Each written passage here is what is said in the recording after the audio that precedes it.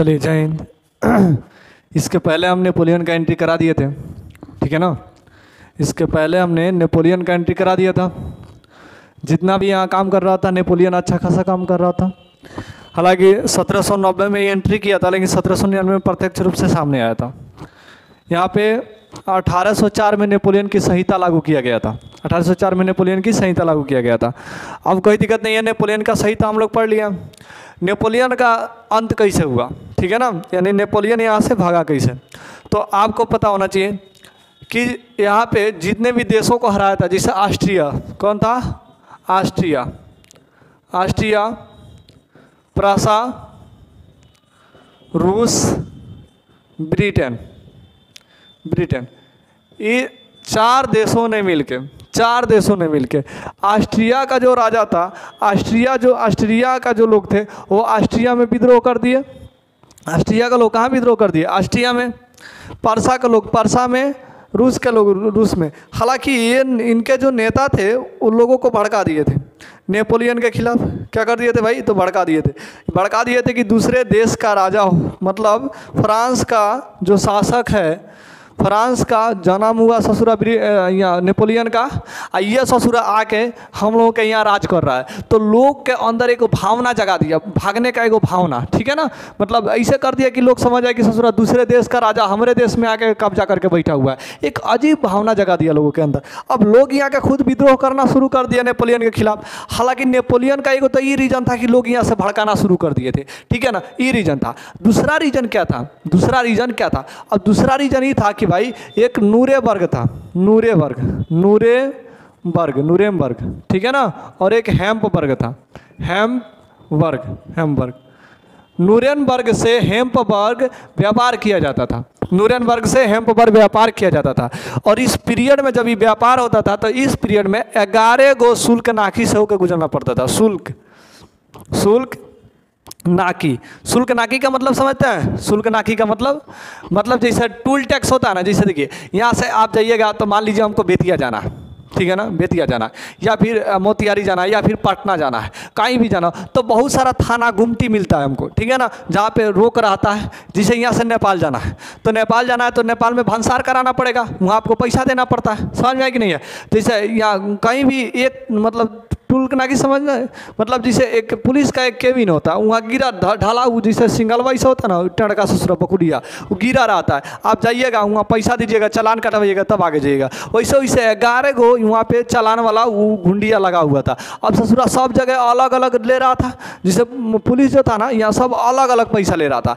तो अब यहाँ पे सामान के वजन के हिसाब से पैसा लिया जा रहा था। जैसे कि मान लीजिए कि कोई सामान अगर 20 किलो है तो उसके हिसाब से पैसा देना होता था। समझ में कि नहीं। तो जितना जो व्यापारी थे, जो हैम्सबर्ग से नूरेमबर्ग में जो व्यापार करने जाते थे, उन लोगों का टैक्स ज़्यादा हो जाता था। जितना सामान नहीं बबुआ उतना का यहाँ पे टैक्स दे दिया। समझ में कि नहीं है। तो लोग नहीं कहते बाबू जितना का बबुआ ना उतना झुंझुना हो गया ससुरा। समझ में कि नहीं। जितना में सामान नहीं खरीदे उतना टैक्स भर दिया यहाँ, ठीक है। तो इसलिए व्यापारी भी यहाँ उदास थे नेपोलियन की वजह से कि अगर नेपोलियन ससुरा एक कम कर दे तो बेहतर है, नहीं कम करेगा तो विद्रोह करेंगे हम लोग। समझ में कि नहीं। तो व्यापारी भी खिलाफ हो गए थे नेपोलियन का, और दूसरा ये ससुरा भड़का के रखबे किया था यहाँ। समझ में कि नहीं है। तो ये सब दिक्कत हो गया था नेपोलियन के खिलाफ, बहुत सारा षड्यंत्र रचा गया था। समझ में कि नहीं है, कोई दिक्कत नहीं है। तो यहाँ पे अब नेपोलियन को अकेले हराने का ताकत किसी में था नहीं।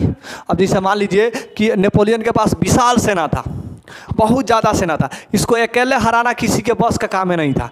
इसको जब हराएंगे तब 2-4 गो मिलिए का हराता था। तो यहाँ पे 4 गो देश मिला, कौन कौन, तो ऑस्ट्रिया, परसा, रूस, ब्रिटेन। ऑस्ट्रिया, परसा, रूस, ब्रिटेन, ये चारों देश मिल के ससुरा एक बाई का आक्रमण बोल दिया नेपोलियन पर। किस पर, नेपोलियन पर। तो 1814 ईस्वी में नेपोलियन यहाँ से भाग गया। नेपोलियन यहाँ से भाग गया। नेपोलियन क्या हो गया, भाग गया। जब नेपोलियन यहाँ से भाग गया तो एक टापू पर जाकर रहने लगा, और वहाँ 1821 में इसकी मृत्यु हो गया। तो नेपोलियन का यहाँ से युग खत्म हो गया। नेपोलियन के लोग चारों लोग मिलकर हटा दिए, चारों देश। अभी ससुरा गुच हो गया, अरे भाई ससुरा हम यहाँ नेपोलियन को हरा दिए, नेपोलियन को हरा दिए, चल ससुरा पार्टी करते हैं। ले ससुरा, या 1 बरस के बाद ससुरा पार्टी करना शुरू कर दिया। समझ में कि नहीं। अब नेपोलियन एक विशाल शासक था, अब इसका साम्राज्य भी बहुत बड़ा था। हालांकि साम्राज्य के साथ साथ सेना भी बहुत बड़ा था। अभी ससुरा 4 गो मिल के हरा दिया, और ससुरा चारों मिल के एकदम खुश हो गया, अरे ससुरा चल पार्टी करते हैं यहाँ, समझ में कि नहीं है। तो इस ससुरा 1815 ईस्वी में पार्टी किया सब, इस ससुरा हम आए हैं, हम पार्टी करेंगे यहाँ। तो 1815 ईस्वी में ये सब पार्टी किया बिनिया में। कहाँ किया? बिनिया में। बिनिया कहाँ किया पार्टी? बिनिया में। इसलिए यहाँ जब पार्टी किया ससुरा, ये सब जितना सब कहाँ मिल गया? बिनिया में जाके मिला ससुरा। अब बिनिया में ये सब पार्टी करने लगा। क्या करने लगा? पार्टी। आज जब ये ससुरा पार्टी कर रहा था तो इसमें सब यहाँ चारों देश का राजवा था, ऑस्ट्रेलिया का भी, पारसा का भी, रूस का भी, ब्रिटेन का भी। ये ससुरा सब एक जगह हुआ था। तो इस सम्मेलन को बनाया था। क्या बनाया? सम्मेलन। तो इसको कहा जाता है बिनिया सम्मेलन। सम्मेलन, बिनिया सम्मेलन।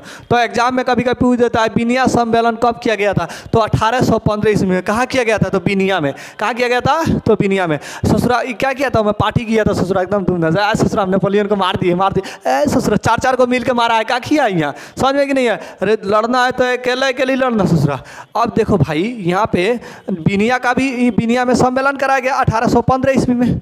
आज चारू का चारू मिल के हराया था। तो सभी चारू एक साथ मिला कब? तो बिनिया सम्मेलन मिल गया। तो बिनिया सम्मेलन कब? 1815 ईस्वी में। अब जितना नेपोलियन का सेना था, जितना नेपोलियन का सेना था, अब वो किसका हो गया? इन चारों का। ठीक है ना। बिनिया सम्मेलन का जो अध्यक्ष था वो था मेटरनिख। कौन था? मेटरनिख। बिनिया सम्मेलन का अध्यक्ष कौन था? मेटरनिख था। बिनिया सम्मेलन का अध्यक्ष मेटरनिख था। इस ससुरा मेन खलनायक था मेटरनिख। ये मेटरनिख जो था ये घोर प्रतिक्रियावादी शासक था। समझ में कि नहीं है? इस ससुरा कोनो को भलाई नहीं चाहता था। जब चाहता था कोनो को मारे पीटे, ससुरा यहाँ हमारा राज चले, सब हमारा अंडर में काम करे। इस ससुरा कोनो का भलाई नहीं चाहता था मेटरनिख। समझ में कि नहीं है? कोई दिक्कत नहीं है। तो बिनिया सम्मेलन का अध्यक्ष कौन था? मेटरनिख था। अध्यक्ष कौन था? मेटरनिख। अध्यक्ष कौन था? अध्यक्ष कौन था भाई? मेटरनिख था। बिनिया सम्मेलन का अध्यक्ष कौन था? मेटरनिख। कौन था? मेटरनिख। अब जितना नेपोलियन का विशाल सेना था तो राजा तो भाग गया, और सेना किसका हो गया? तो मेटरनिख का। अब सभी पर, जैसे मान लीजिए फ्रांस पर कब्जा करके बैठा था, ऑस्ट्रिया, पारसा, रूस सभी पर कब्जा था इसका। समझ में कि नहीं? अब सभी सेना किसके कंट्रोल में थे? तो नेपोलियन के कंट्रोल में। और जब नेपोलियन यहाँ सब आ गया तो सेना केकरा कंट्रोल में हो जाएगा? मेटरनिख के कंट्रोल में हो जाएगा कि नहीं हो जाएगा?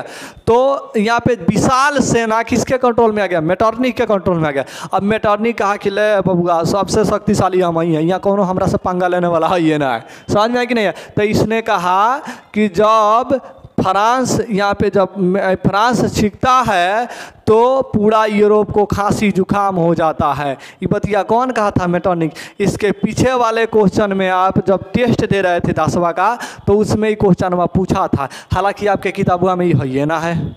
समझ में है कि नहीं है? तो इस विशाल सेना का घमंड हो गया था किसको? मेटरनिख को। अब मेटरनिख कहा कि जब भाई फ्रांस छीकेगा ना, अब यहाँ फ्रांस पर भी कब्जा किसका हो गया? मेटरनिख का। कहा कि यहाँ नेपोलियन था पहले, नेपोलियन यहाँ से खेदा गया, तब शासक कौन बन गया? मेटरनिख। तो अब मेटरनिख कहने लगा यहाँ पे कि जब फ्रांस छीकता है तो पूरा यूरोप को सर्दी जुकाम हो जाता है। जब फ्रांस छीकता है तो पूरा यूरोप को क्या हो जाता है? सर्दी जुकाम हो जाता है। समझ में आज कि नहीं है? तो ये बतिया कौन कहा था? मेटरनिख का। तो ये क्वेश्चन पूछा हुआ था कि किसने कहा था कि जब फ्रांस छीकता है तो सर्दी जुकाम हो जाता है पूरा यूरोप को? तो ये बतिया कहा था बबुआ, मेटरनिख कहा था। समझ में कि नहीं है? मेटरनिख नहीं चाहता था कि राष्ट्रवाद के भावना किसी के अंदर पनपे।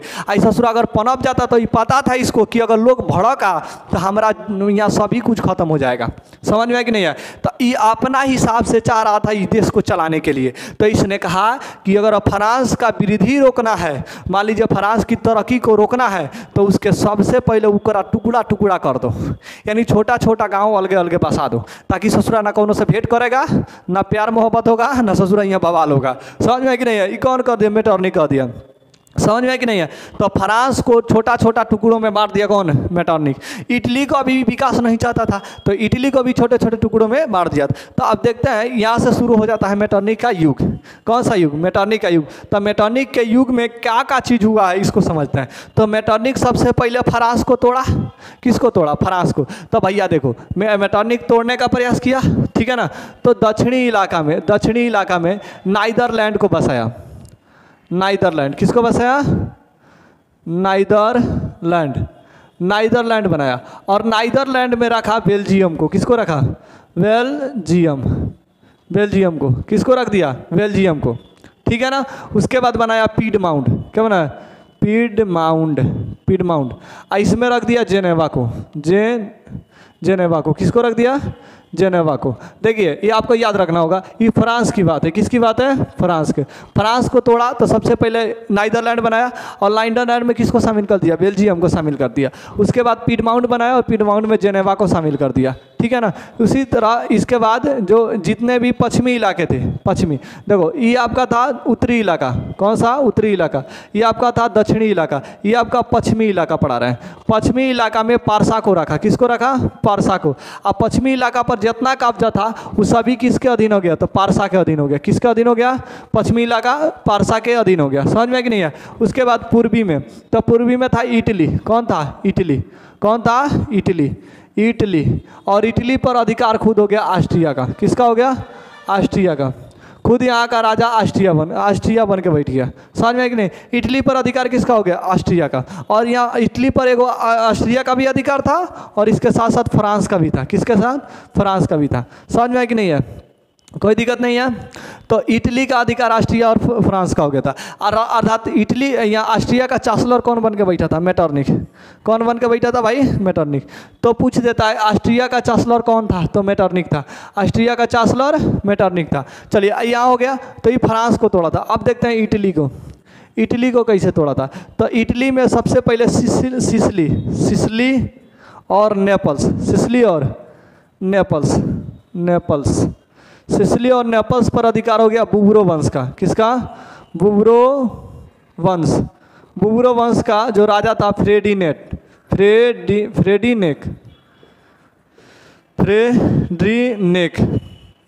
किसका अधिकार हो गया? फ्रेडिनेक का। समझ में कि नहीं है? बुबरो वंश का राजा फ्रेडिनेक का अधिकार हो गया किस पर? बुबरो वंश का राजा फ्रेडिनेक का अधिकार हो गया किस पर? तो सिसिली और नेपल्स पर। सिसिली और नेपल्स पर। दूसरा एरिया रोम था। कौन था? रोम जो इटली की राजधानी था। रोम पर अधिकार हो गया किसका? तो पोप का। किसका? पोप का। रोम पर अधिकार किसका हो गया? पोप का। ठीक है ना। उसके बाद पार्मा, टास्किनी पर अधिकार किसका हो गया? पार्मा और टास्किनी पर अधिकार किसका हो गया? तो पार्मा और टास्किनी हेम्पबर्ग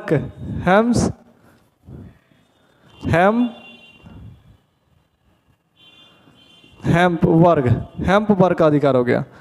उसके बाद हो गया। उसके बाद बचा सार्डेनिया पीडमाउंट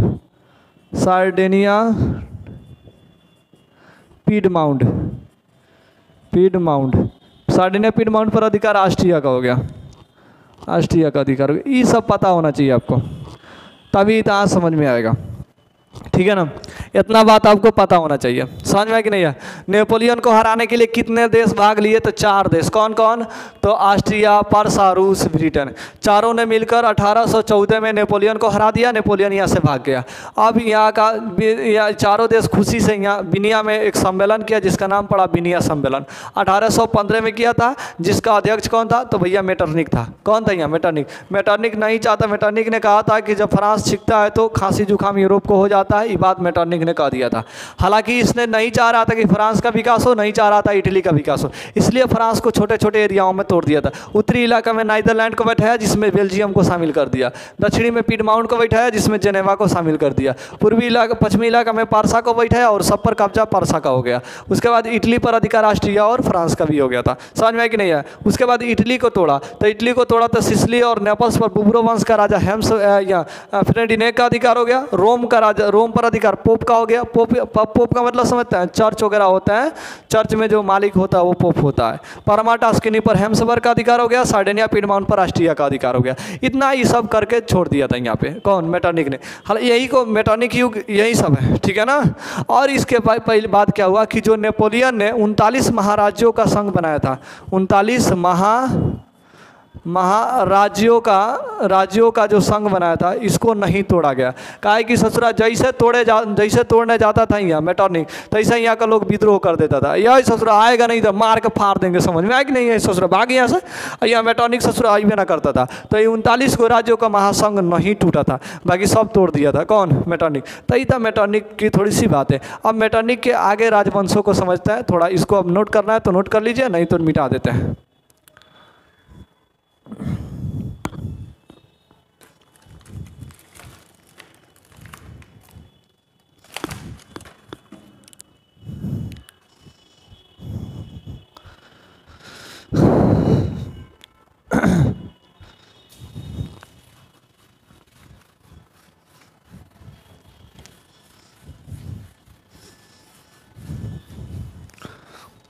अभी आप लोग यहाँ पे समझ गए कि मेटरनिख ने कैसे यहाँ पे क्या किया था, कैसे अलग अलग एरियाओं को तोड़ दिया था।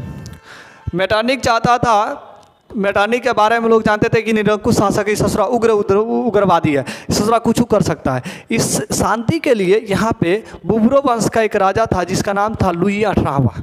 क्या नाम था? तो लुई 18वां। तो लुई 18वां को यहाँ पे राजा बनाया। किसको राजा बनाया? फ्रांस का राजा किसको बना दिया?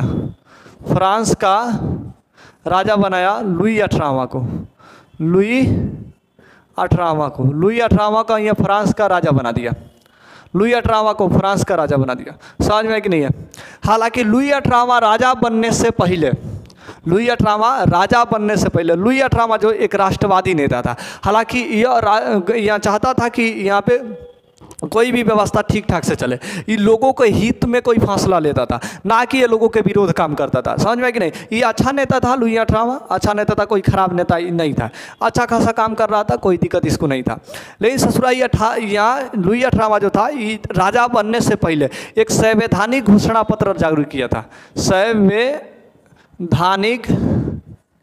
घोषणा पत्र जारी किया था। घोषणा पत्र जारी किया था 2 जून 1814 में।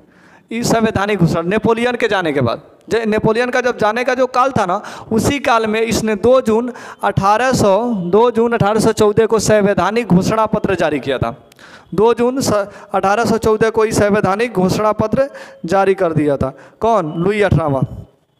अब ये संवैधानिक घोषणा पत्र क्या होता है? तो संवैधानिक घोषणा पत्र में यह बताया गया था कि आप अपने देश को आज़ाद कैसे कर सकते हो, यानी आप निरंकुश शासक से बच कैसे सकते हो, कैसे कैसे कर होना चाहिए, कैसे कैसे विधि व्यवस्था होना चाहिए, सभी के बारे में लोगों को बताया था। हालांकि लुई 18वां। अब इस ससुरा ये जब काम कर दिया था, अब यहाँ मेटरनिख बौखिया के देख रहा था। किसको? लुई 18वां। ले ससुरा, इसको अगर छोड़ दिए ना तो ससुरा यहाँ मार देगा, ये सबको यहाँ भड़का देगा। ये कौन? लुई 18वां। अब ये देखो, लुई 18वां एक जनता के हित में काम करने वाला व्यक्ति था, और यहाँ मेटरनिख जनता के विरोध काम करने वाला था। तो पटरी खाएगा? नहीं खाएगा भैया। अब जैसे घर में महिला झगड़ा हो, ससुरी महिला सब तो झगड़ा होबे करती है, महिला झगड़ा हो और पुरुषों झगड़ा हो जाए, कोई पटरी नहीं कहेगा, रोज ससुरा मारा मारी करेगा अपने में, है कि नहीं है? लेकिन यहाँ पे ये ससुरा अजब तरीका है। अगर एगो औरत ठंडा रहे, मतलब गुस्सा ना करे, आप पुरुष तनी गुस्सैले हूँ रहे ना, तो पटरी खा जाएगा।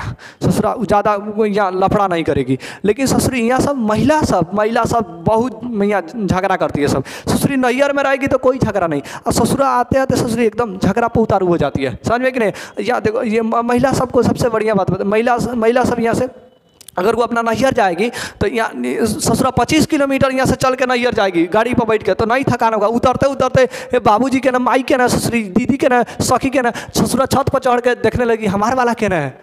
समझ में? आ ससुरा अगर नैहर से घरे आ जाए, ससुरा आ जाए, ले ससुरी आते आते डार दुखा रहा है, ये नहीं दुखा रहा है, होने दुखा रहा है, कितना यहाँ दशा हुआ। ससुरी सब यहाँ नैहर जाते पीरियड कोई दशा नहीं था, यहाँ जाके ससुरी छत पर चढ़ के देखने लगी यहाँ इधर उधर।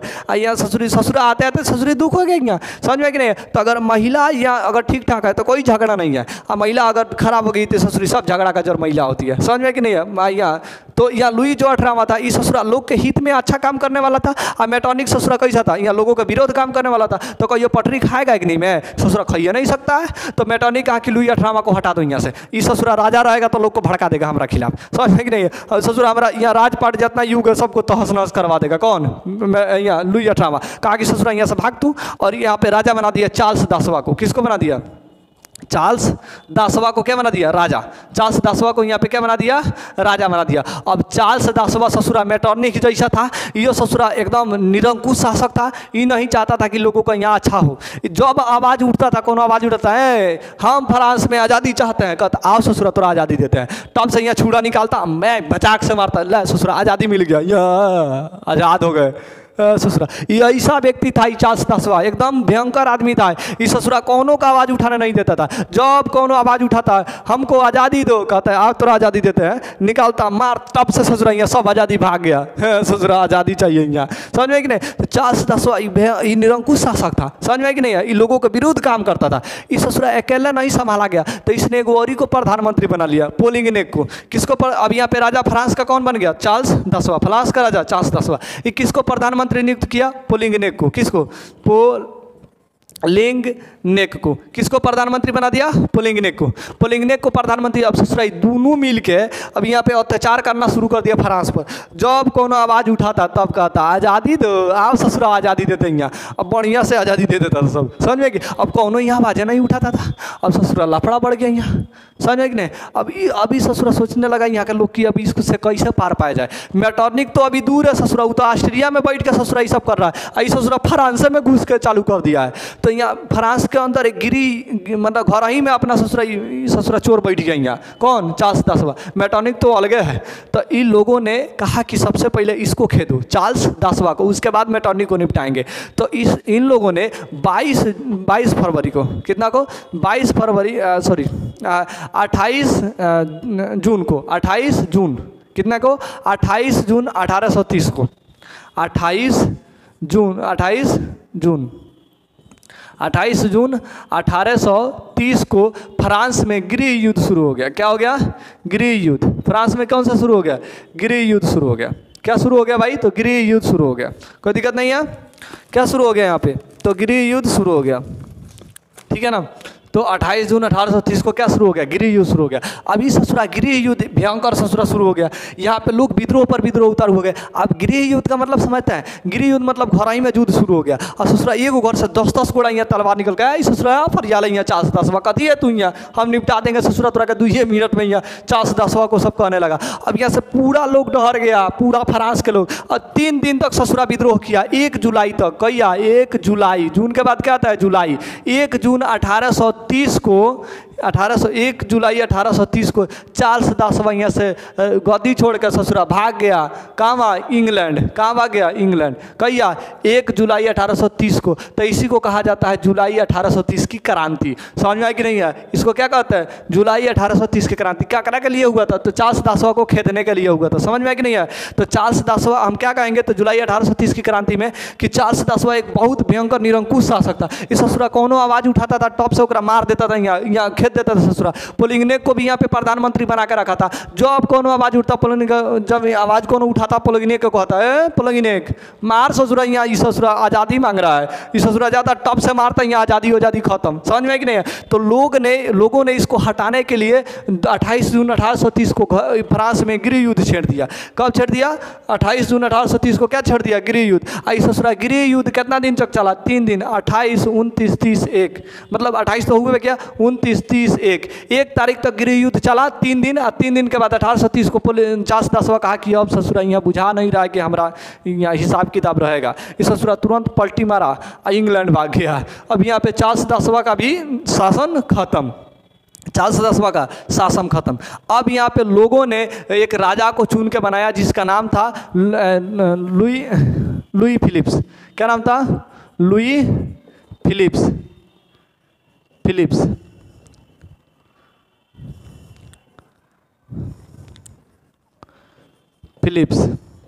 हमारा देखिएगा हिंदी बहुत तगड़ा है, इधर उधर घबरा जाता है लिखने में, तो आप मतलब ध्यान नहीं दीजिएगा। आप दासवा के विद्यार्थी हैं भैया, समझ में है कि नहीं है? तो यहाँ पे समझ जाइएगा ना। अभी हिंदी का मात्रा घबरा जाता है लिखने में। तो लुई जो फिलिप्स था, अभी यहाँ लोगों ने किसको राजा बना दिया? लुई फिलिप्स को। किसको बना दिया? लुई फिलिप्स एक अच्छा व्यक्ति था। ये कुछ गड़बड़ी नहीं करता था, ये लोगों के हित में ही काम करता था। लगभग 18 साल तक यहाँ पे शासन किया था। 1830 में ये राजा बना था और 1848 तक ही कायम रहा था। तो कितना साल हुआ? 18 साल हुआ ना। 18 साल तक राजा बरकरार रहा। कौन? Louis Philips. लुई फिलिप्स एक अच्छा व्यक्ति था। ये लोगों को बुरा नहीं चाहता था, ये सभी को भलाई चाहता था। ये चाहता था कि सभी लोग सुखी शांति से यहाँ रहे, कोई किसी को तंग ना करे, कोई किसी को यहाँ ससुर आज़ादी के लिए मारे नहीं, चार्ल्स दासवा की तरह। लेकिन इसके जो कुछ विद्रोही लोग थे, जब देखिए भाई, जब भी आप अच्छा काम करिएगा ना तो जरूर ससुरा कुछ ना कुछ यहाँ पे विरोधी लोग आइए जाता है। कौन ससुर अच्छा काम करने के लिए सोचिएगा ना तो मैं जरूर ससुरा कौन ना कौन आके टांग घुसाना शुरू कर देगा। यानी आप अच्छा के लिए है ये नहीं है, अच्छा को बहुत सारा कठिनाइयों का सामना करना पड़ता है। बुराई ससुरा 1 मिनट में यहाँ पे निकल जाता है, लेकिन अच्छाई में टाइम लगता है, लेकिन वही निकलता है। हकीकत किसी से छुपता नहीं है और इतिहास किसी से लिखा जाता नहीं है। इतिहास बन जाता है, बनाया नहीं जाता है। समझ में कि नहीं? तो नेपोलियन यहाँ पे लुई जो फिलिप्स था, यह 18 साल तक यहाँ पे शासन किया था। कितने साल तक? 18 साल तक। जब ये शासन कर रहा था तो इसके शासन के अंतिम पीरियड में यहाँ पे इसका विद्रोही जो थे इस पर दबाव डालने लगे कि ले ससुरा हमरो एगो प्रधानमंत्री बनाओ, हमरा एगो पार्टी का प्रधानमंत्री बनाओ। तो इसने गीजो को प्रधानमंत्री नियुक्त कर दिया। किसको नियुक्त कर दिया भाई? गीजो को। किसको बना दिया? गीजो को प्रधानमंत्री बना दिया। किसको प्रधानमंत्री बना दिया? गीजो को। गीजो किसका शासक था? तो विद्रोही दल का शासक था। जो विद्रोही लोग थे उनका ही एक प्रतिनिधि था। कौन? गीजो। और लुई फिलिप्स एक अच्छा व्यक्ति था, लेकिन गीजो खराब व्यक्ति था। इस ससुरा निरंकुश आदमी था। लोगों को विद्रोह करने, लोगों पर यहाँ पे भयंकर काम करने लगा। जितना लोग आवाज़ उठाते थे सबका गला यहाँ टप टप मार देता था। समझ में है कि नहीं है? जब कोनो कहता हमें आज़ादी दो तो कहता है आओ ससुरा आज़ादी देते हैं, यहाँ गर्दन मार के उड़ा देता था। कौन? गीजो। गीजो एक निरंकुश शासक था। हालांकि लोग इसके अत्याचार से तंग हो गए थे। किसके? गीजो से। अब कहने लगे कि कुछ ना कुछ इसको भी खेदने का प्रयास करना चाहिए। तो लोगों ने कहा कि लोग को जब यहाँ पे जा रहे थे कि ए भैया चलिए ना, आंदोलन करना है, ससुरा इसको खेदना है, क्रांति करना। लोग कहते ना ना हम ना जाएंगे, इस ससुरा अगर गईबो किए ना तो इस ससुरा मार देगा भाला, तुरंत ससुरा साफ हो जाएंगे हम। समझ में कि नहीं? लोग यहाँ डरा गया था गीजो से कि ससुरा जैसा नाम है गीजो वैसा गीज गीज के छोड़ देगा ससुरा यहाँ। समझ में कि नहीं? लोग यहाँ भ्या गया था गीजो से। अब यहाँ पे सब ससुरा यहाँ पे सोचने लगा कि अब लोगों को इकट्ठा कैसे किया जाए। ठीक है ना? तो इन लोगों ने एक बहुत अच्छा एक तरीका निकाला। ठीक है ना? एक बहुत अच्छा तरीका निकाला इन लोगों ने। बहुत बढ़िया से इन लोगों ने कुछ अलग काम करने का प्रयास करना शुरू कर दिया। ठीक है ना? बहुत बढ़िया से काम किया। क्या था? तो यहाँ ध्यान से थोड़ा समझिए। इन लोगों ने 22 फरवरी को, कितने तारीख को? 22 फरवरी को, 22 फरवरी को, 22 फरवरी 1848 को पेरिस में, कहाँ पे? पेरिस में। हालांकि फ्रांस की राजधानी कहाँ थी? पेरिस। हालांकि फ्रांस की राजधानी पेरिस थी। तो पेरिस में थियर्स नामक एक व्यक्ति था। इसके नेतृत्व में विशाल भोज का आयोजन किया गया। विशाल भोज मतलब खाने के लिए। तो यहाँ लोगों को कहा गया कि सुनिए आइए आपको फ्री में खाना मिलेगा, कोई टेंशन नहीं है। कौन? थियर्स कहा लोगों से, एकदम माइक लेकर प्रचार करवा दिया, फ्री में पार्टी, आइए पिज्जा बर्गर खाइए। ये ससुरा सब लोग यहाँ कहा कि है मार ससुरा, फ्री के धन कौन छोड़ता है? यहाँ लोग नहीं कहते कि यहाँ जहाँ फ्री मिले वहाँ टूट पड़ो, जहाँ मार पड़े वहाँ भाग पड़ो। समझ में कि नहीं है?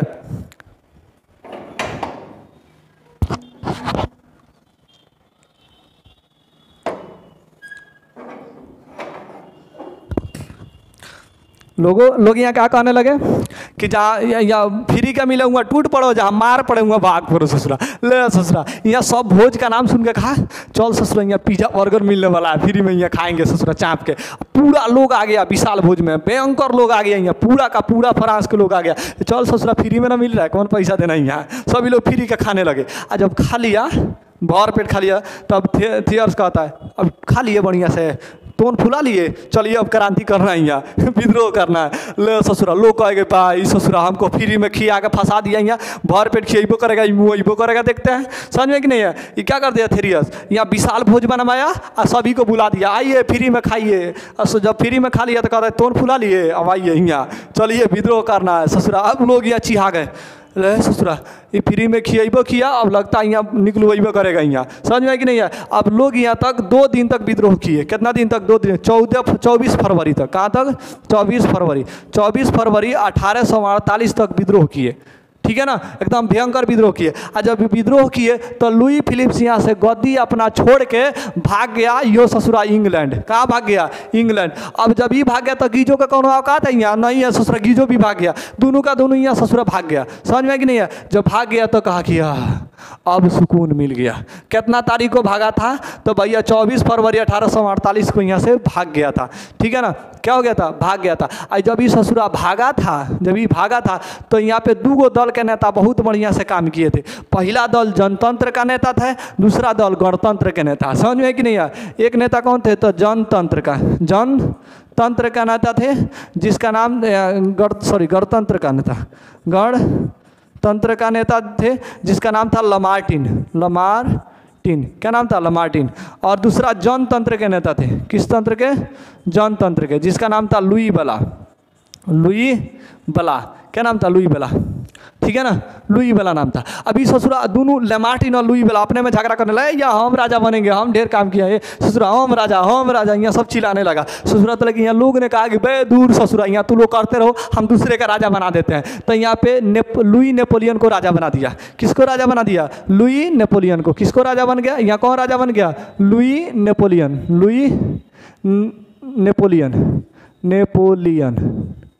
लुई नेपोलियन यहाँ का राजा बन गया। फ्रांस का राजा कौन हो गया? Louis Napoleon. फ्रांस का राजा लुई नेपोलियन। समझ में है कि नहीं है? तो इस ससुरा नहीं कहानी सुना है कि दूगो बंदर था और उस ससुरा रोटी खाने के लिए झगड़ा कर रहा था, एगो रोटी चोरा के लाया था कौनों के घर में से, और उस ससुरा दोनों वो कह रहा था नहीं हम खाएंगे, वो कह रहा था नहीं हम खाएंगे। और ससुरा एगो लोमड़ी जा रही थी उधर से, लोमड़ी कही कि रुक ससुरा हम हिस्सा लगा देते हैं, तू लोग क्या बढ़ाता है। तो वो तरजुई ली ऐसे, ठीक है ना, दोनों रोटियाँ को तोड़ दी। एगो बटखरवा एगो तरजुई मैं रोटी रखा, आधा टुका एने रखा। और ससुरा देखा कि एक और का पलरा ज़्यादा गिर रहा है, तो इधर रोटियाँ भारी है, उठा के दांत से काट के खा गई। फिर देखी कि है ना भारी हो रहा है, एने से उठा के खा गई। फिर देखी है ना भारी, फिर एने से खा गई, और ससुरा पूरा रोटियाँ खा गई। अब बंदर ससुरा मुँह तक रहा है, हिस्सा लग गया लोमड़ी, हाँ हिस्सा लग गया, जाओ तू लोग का हो गया। ससुरा वहीं आलू हुआ। इस ससुरा लेमार्टिन लुई वाला अपने में लड़ते रहा कि हम राजा बन गया कौन? Louis Napoleon. तो ये फ्रांस का राजा बना लुई नेपोलियन, और फ्रांस का इतिहास यहाँ पे थोड़ा समाप्त हो गया। समझ में कि नहीं? आपके किताब के अनुसार फ्रांस यहाँ पे ख़त्म हो गया। अब हम लोग पढ़ेंगे इटली। क्या पढ़ेंगे? इटली। अब इटली का एकीकरण कैसे होता है इसको देखेंगे। समझ में आया कि नहीं? इसको लिखना है तो लिख लीजिए।